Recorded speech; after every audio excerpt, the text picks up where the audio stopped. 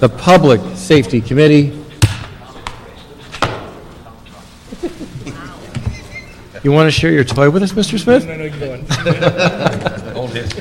Dennis Zine, Greg Smith, Jack Weiss, and Ed Reyes are present for our committee meeting this morning. We get you mic'd up if you want. I'm mic'd. Okay. I'm ready. Colleagues, items 2 and 6 could be approved on consent, if you would consent. I don't know about number 2. I don't. That number guy's shaky. I don't know if he's qualified. Even here? You even show can up? vote present on the Featherstone guy if you'd like. He's hiding. Yeah. There he is. I see his hand. So moved. All right, so it's a tie, 2-2. No, okay, 4-0 on item 2. Item 6, this is one of these get the ball started deals, right? I just, by the way, I love the fact that in the CLA notes, half the time Wendy Gruhl's name is spelled right and half the time it's spelled wrong. Oh, well, Progress. yeah. Maybe the city WordPerfect could put that in their spell check. It's an EUE, Gruhl. All right, so item 6 we'll approve on consent as well. Item 3, is there anyone here from CD15 on item 3? CD15? CD15, because I was told that the staffer on item 3 is out sick today and would like the matter continued. Let's do that unless CD15 is here and wanted it today. So, all right, so that's item 3. Let's have our weekly report on DNA, please. John White, City Clerk. Item 1, Police Department to present a verbal report relative to the status of DNA testing, backlog, and cold hits. Good morning. Greg Matheson, Los Angeles Police Department Crime Laboratory Director. As of last Friday, our total backlog of sexual assault kits is 7,506. Out of that, 540 have been prioritized by detectives. Those are the ones that we have requests on. To date, we've completed 140 within the laboratory. 140 of the 540? Yes, yeah. As far as the items that we have identified under the grant for completion of number of cases, we've actually screened to date 29 of them. 17 of the 29 appear to have evidence that we're sending on to profiling. They're with Cellmark for analysis. We've received profiles back on 3 cases and hope to have those uploaded this week. So if they're in the system, hopefully we'll have a hit for you in the next couple of weeks. Wow. Thank you, Greg. Good morning, Lieutenant Morris, Robbery Homicide Division cold case. And just going to give you the updated stats, and then I have a couple of cases that I want to share with you that we have just cleared from our sexual assault section based on DNA evidence. So year to date, we've had 74 CODIS hits this year compared to 79 last year, so we have a 6% decrease this year from last year. There are 5 homicide hits versus 7 last year for a 29% decrease. Cold case homicide is handling 20% of those, so we're handling 1 of those hits in the cold case homicide section. Sexual assaults, there have been 49 year to date versus 40 same time last year for a 23% increase. Cold case sexual assault unit is handling 34% of those, or 34 of those cases rather, for 69%. Other hits have been 20 versus 32 last year for a 38% decrease, and that's 11 for burglary, 4 robbery, and 5 other. Of the 74 CODIS hits year to date, RHD personnel are handling 35 or 47% of those hits. And then we have, again, like I mentioned last week, or the last time that we were here, we talked about the 3 cases or the 3 arrests that we had made during that week. And we have 2 sexual assault cases that we'd like to share with you as well. Thank you. Hi, I'm Detective Miyakawa, Robbery Homicide Cold Case Special Section. Can you just speak into the mic a little more? Thank you. Let me bring it up closer. Detective Miyakawa, Robbery, Homicide, Cold Case Special Section. I have a case I'd like to share with you. In May 2006, Robbery Homicide Division Cold Case Special Section began investigating 2 sexual assaults that occurred in 2005 and 2006. Although no suspect had been identified in these cases, Robbery Homicide Division learned that foreign DNA recovered from each crime scene matched the same perpetrator.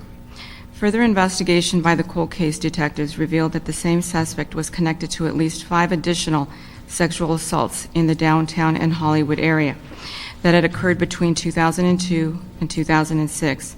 The suspect in these cases met his victims on either a bus or metro rail system. The suspect would begin a conversation with the victims, then he'd walk them to a secluded area where he sexually assaulted them.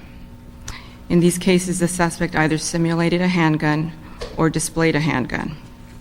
In June 2007, through DNA, detectives identified 29-year-old Alejandro Vasquez as the person responsible for committing these crimes. Detectives further determined that Vasquez was in custody in Orange County, where he was awaiting trial for a 2007 sexual assault charge. And on January 31st, 2008, cold case detectives presented their case to the Los Angeles County District Attorney's Office, Sexual Assault Crime Unit. The DA's office filed 9 felony charges against Alejandro Vasquez, charging him with the crimes committed between 2002 and 2006. A warrant was issued for Vasquez with a bail in the amount of $13,485,000. Vasquez is currently standing trial in Orange County. At the conclusion of that trial in Orange County, Vasquez will be served with the warrant and will be transferred to the custody of the Los Angeles County Sheriff's Department. Can I just ask you, on that case, obviously we've got a sexual predator. He's being charged with how many assaults? On our case, LA LA County, 9. Charged with 9. 9 felony. Nine separate assaults? 9 felony charges on 8 assaults. Well, 7 assaults that were ours. And how many DNA hits? On these cases? I mean, as a result of 2 DNA hits? In other words, I mean, that... Yeah, it began with 2 cases being connected together. We did not know the identity of the suspect. Case-to-case hits Case-to-case with hit. unknown... With an unknown suspect, because he had not been arrested yet for a charge that would have allowed us to collect DNA from him. So then he gets arrested in Orange County. He gets arrested in Orange County. Swab. They collect the DNA, enter it into the system, and then it connected 4 of our cases to him.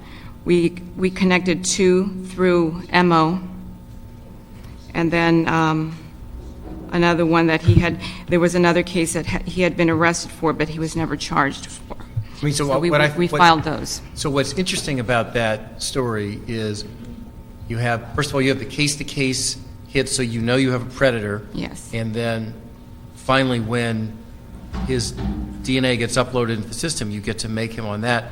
But what's also interesting is that once you get the predator on the cases that he's good for on the DNA, you made other cases on him. Yes. Not based on DNA. It's not based on DNA, accurate? yes.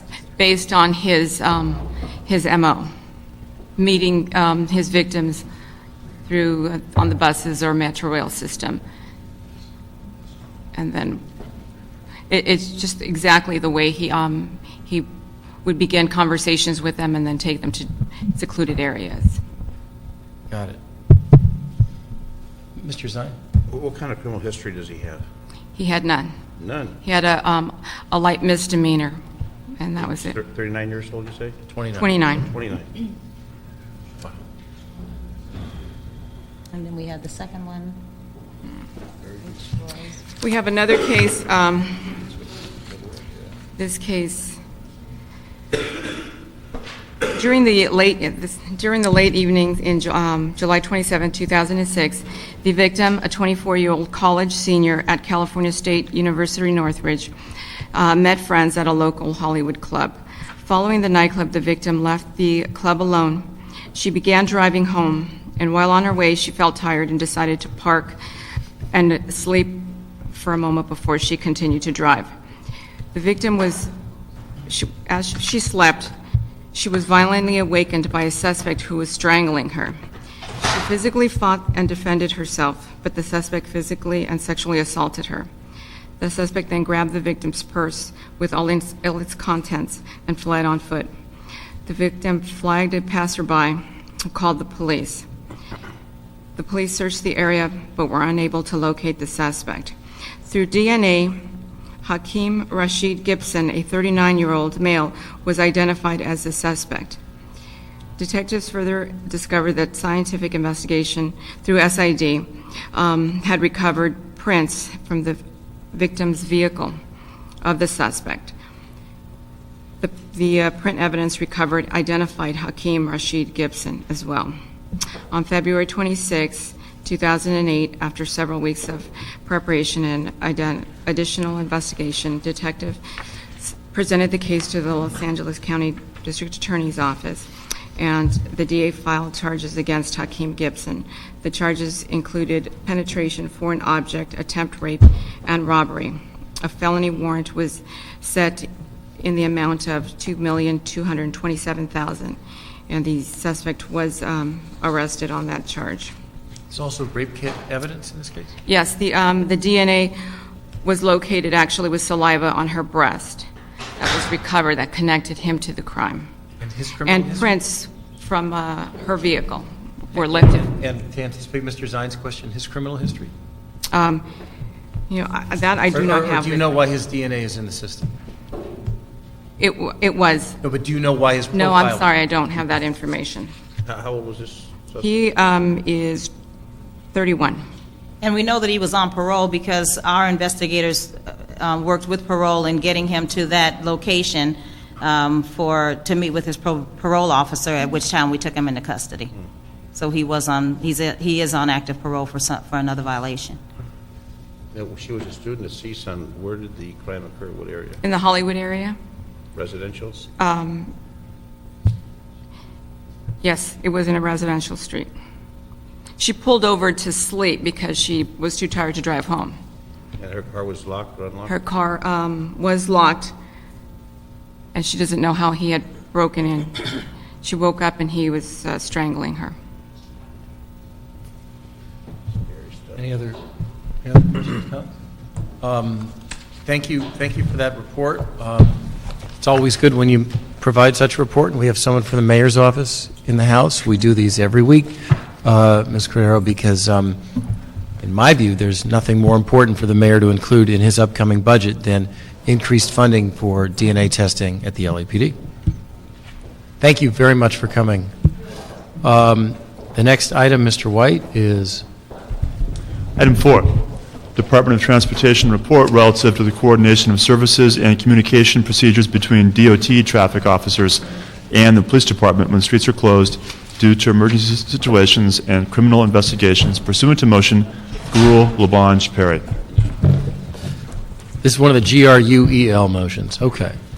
Good morning, Deputy Chief Rudy Carrasco, LADOT. Lieutenant Peter Hilton, DOT. An investigation of the incident that occurred during the morning of the rush hour on October 3rd, 2007 revealed that LADOT traffic officers responded to an LAPD request to direct traffic around the perimeter of an alleged bomb threat at LA Criminal Courts building located at 210 West Temple. An LADOT senior traffic supervisor was at the scene within 5 minutes of the notification to assess the situation, and subsequently LADOT traffic officers responded to LAPD specified locations as requested within 14 minutes of the original request. During the entire incident, which was approximately 1 hour and 38 minutes, LADOT personnel were prepared to deploy additional officers to the area to direct traffic. However, because the incident was deemed safe by LAPD within a reasonable amount of time, it was not necessary to deploy additional staff. During this incident, traffic officers were deployed at intersections along 5 major arterials in and around the Civic Center to either direct traffic or prevent traffic from entering specific locations per LAPD's request. During this time, traffic was delayed in all directions due to the centralized location of the incident and the time of day. LADOT's parking enforcement and traffic control has specific instructions when responding to a bomb threat. A senior traffic supervisor must meet with LAPD's incident commander prior to the deployment of traffic officers to ensure that traffic control personnel assigned are limited to the incident perimeter, removed from personal hazard. Additionally, LADOT's Communications Center has specific ring-down line used exclusively by LAPD, which is the most expeditious and effective way of communicating requests through both departments. This investigation revealed that all protocols and agreements worked as planned and set forth in the MOA. We also determined that there was additional traffic congestion in the outlying perimeter area. In order to ensure that we address that type of traffic in the future, what we've done is we've ensured that we have a secondary supervisor survey the area to offset any additional traffic impact that may be affected by an incident of this nature. Thank you for that report. Colleague, Mr. Zine? Do you ever work with LAPD air units when they can check the perimeter and decide where they have the gridlocks and where you need to deploy personnel? Or is it all done from the ground?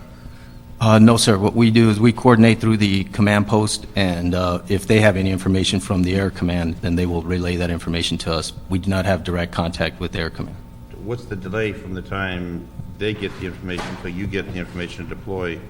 Because I've seen these situations where it becomes congested and then it just compounds and extends further and further out, where an air unit observes this corridor, that corridor, and I don't know if there's a coordinated effort because of traffic situation for the area to tell the command post you got traffic gridlock here, traffic gridlock there, or they're concerned with other activities. I think there may be a missing link between the traffic situation and other priorities that they have.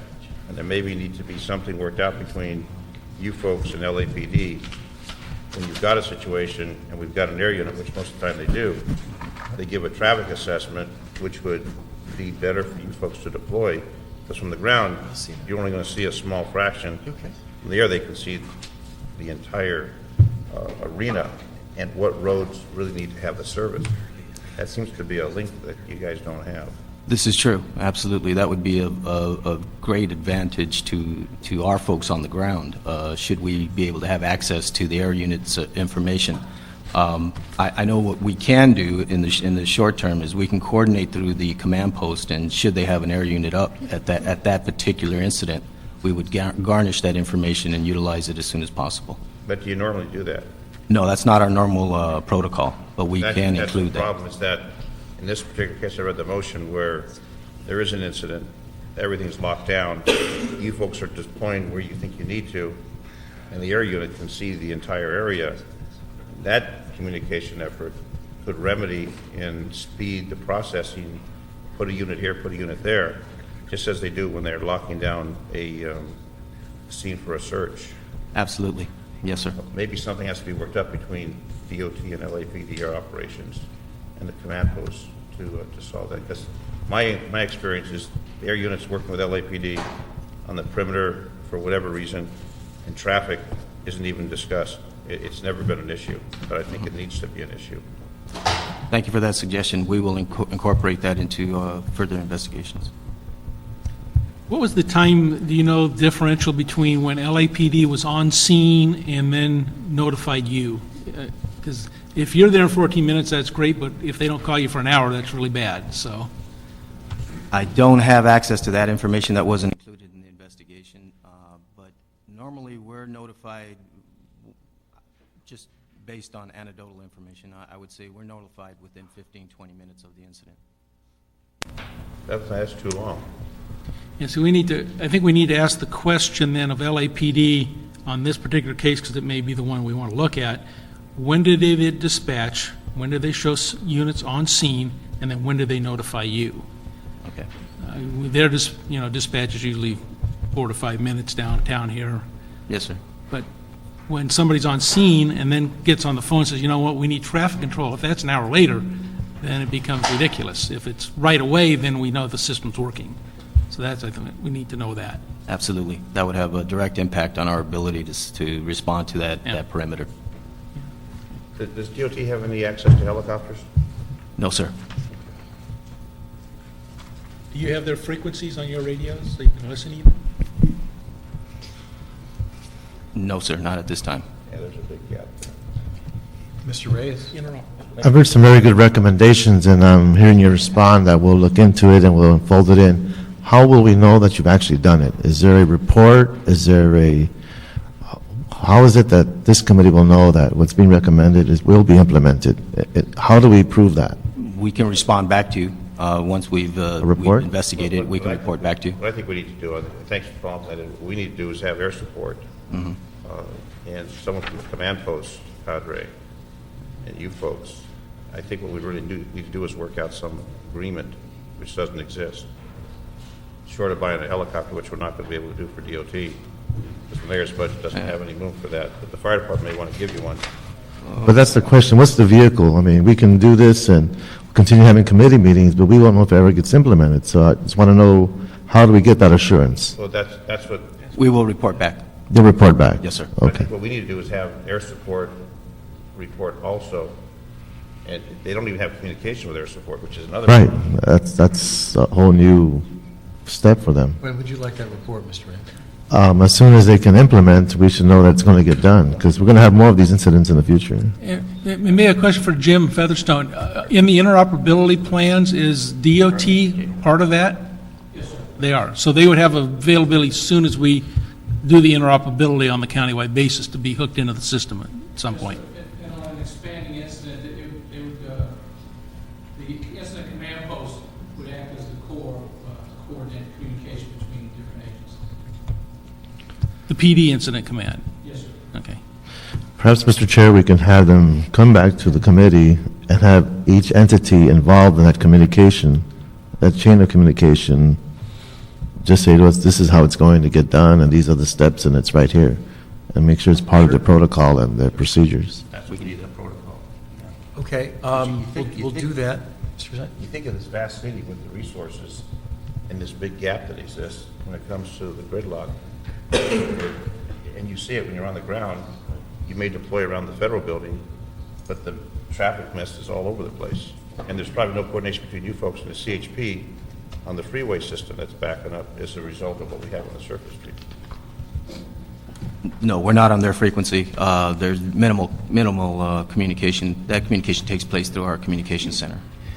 Okay, we've got a big gap. Never taken them out of the police department. First mistake. Well, okay.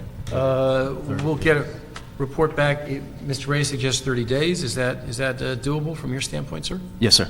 That's And doable. Mr. Chair, can we also have the air operations? Yeah, Ms. Stengel, if you can, she'll make sure that we have the LAPD here as well. Communications. And who else do you want? Communications. Communications from where? LAPD. LAPD Communications? How about Captain Baca? Yeah. That'd be He's fine. Emergency operations, who's sitting way in the back. Right. Yeah, we'll put together a good plan. All right, probably something Mr. Featherstone tracks as well, so he'll. Yes, sir. Okay. All right, well, look, thank you. We'll see you back here. We appreciate that. Thank you, Mr. Reyes. Thanks. All right, so we'll hold the matter pending those report backs. Mr. White? Item 5, Emergency Management Department report and DOT 2 report relative to existing regulations regarding the transport of hazardous materials on roadways, location of critical transportation access points for goods and people, response plans in the event of a catastrophic traffic accident within the city of Los Angeles, as well as an outline of the measures that the city is taking to prevent such accidents pursuant to motion Gurul Labange. Good morning. Morning, Captain sirs. slash Mr. Featherstone. I thought we already approved him. Yeah, fair enough. Now he's got to work. Let's reconsider that motion. Jim Featherstone, General Manager, Emergency Management Department. Alan Willis, Department of Transportation.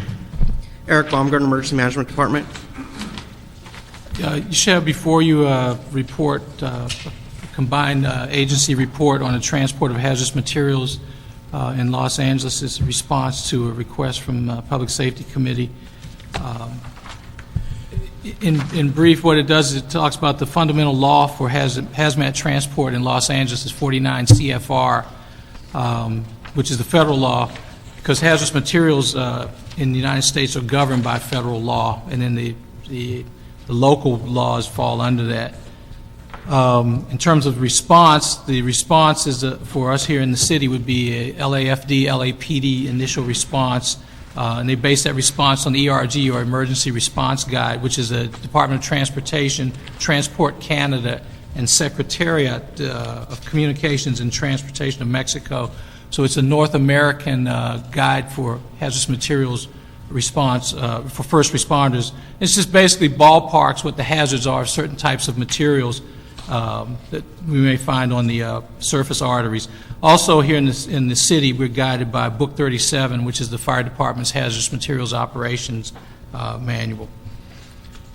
And the report shows that basically hazmat response in the city is broken up into three basic areas: life safety and containment,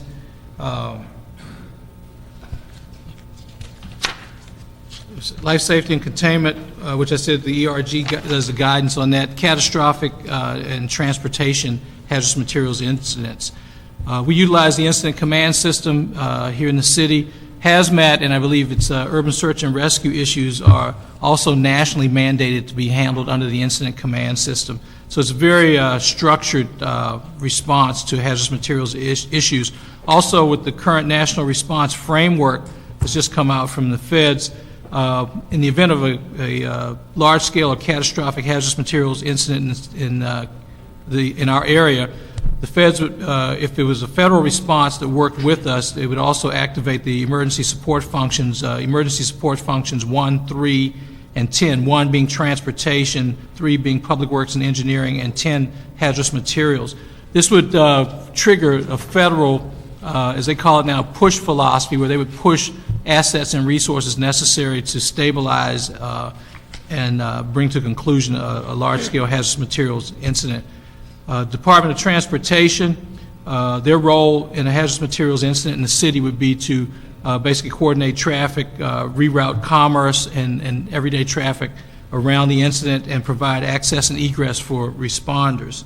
The cleanup would fall to, initially not fall to, but be directed by Los Angeles Fire Department's hazmat resources, and also in concert with LA County Fire Department. A large-scale hazmat incident in this city would no doubt trigger mutual aid, because a hazmat incident of any scale or significant scale or duration is labor-intensive, and we would very easily go through the hazmat assets that the city has, so we would probably request mutual aid from the county and contiguous cities. Critical transportation access points, they don't really exist, but I think that the DOT has already pre-planned routes to guide commercial traffic towards streets, provide adequate lanes to funnel traffic away from a hazardous materials incident. Measures of prevention are regular hazmat inspections. CHP is always monitoring hazardous materials traffic on the large surface arteries that run through and around the city, and LAPD, of course, would assume the lead on a criminal hazmat issue in the city. Thank you very much for that report, Captain. Any questions, colleagues? Anything else that you all want to add to that? I think I really appreciate. Go ahead, One Mr. question on DOT. You mentioned that DOT is looking at critical junctions.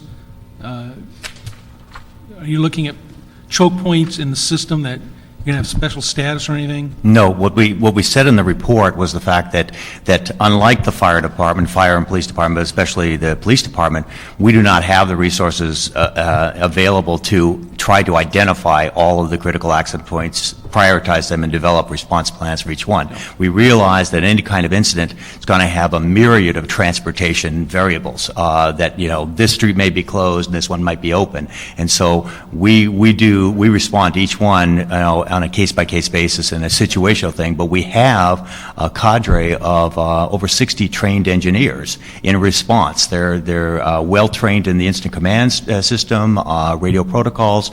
They do this drilling on a regular basis on special events. And so something happens, we can get out there, we can hit the ground, we can set up very quickly detour routes. And we did that for the Northridge earthquake. We had 3 freeway collapses. We deployed staff, 3 teams to the field, and they set up detours around each one of those collapses in the same day. I mean, so that's the kind of, situational response we have the capability to perform.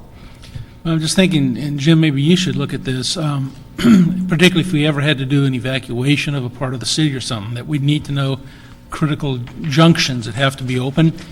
And I remember when I first came to work here, like the month after I started, there was a tanker truck that blew up under the 101-405 interchange and clogged that both directions. At the same time, there were on the 405, there was 2 trucks that crashed down near Legion Park. It took us about 3 hours to get into downtown LA because 2 major junctions went down at the same time. So I know LAPD's got what they call a special address file when they get dispatched, and there's known problem addresses. It would seem to me that if in our system somehow we just flagged certain critical intersections, that if there's something there, that we go into a higher level of alertness and or dispatch or something like that. Yes, sir. And we can work with DOT, and that makes perfectly good sense, council member, that we have some sort of, almost like a punch list of, as you said, critical transportation junctures. Yeah. So, because you're absolutely right, if more than one gets impacted, then the effect becomes exponential. Yeah, and it spreads fast. Yes, sir.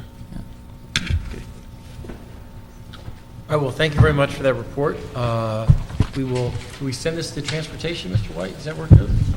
Yes, although transportation has heard the motion, so they can either hear this report or they could waive it along with All the right, previous up to act. them. Up to them. Excuse me. Thanks very much. When this was a transportation, I was there, and we give a verbal report, and it was noted and filed by Transportation Committee. Okay, then we'll send it on to council. That, Mr. White will but still take remains, care of the EMD report's new, so they can still hear that report if they want to. Thank you. Thank you. it. Perfect. Thank you very much for that. Public comment, we have a card from Phyllis Doherty. Good morning, Phyllis.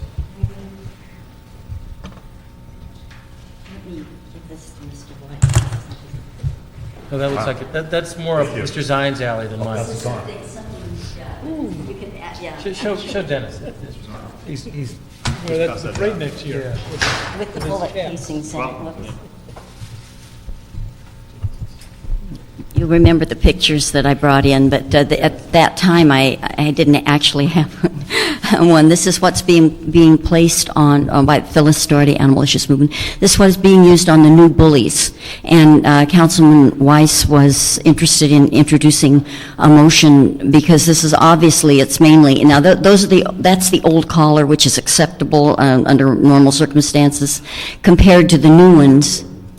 And also the antisocial attitude toward it, the bullet casings in between. It's obviously, these are designed to keep animal control and police officers from addressing any issue where a pit bull is used for protection of a criminal scene or, any activity that they're involved in. They wouldn't be used on fighting dogs. The new bullies their heads are 28 inches. They weigh 100 pounds and they're about 17 to 21 inches off the ground. They're very dangerous. They are not social animals. The irregular pit bull is very human social, designed that way so that they will not attack a trainer or a referee or an owner in the pit.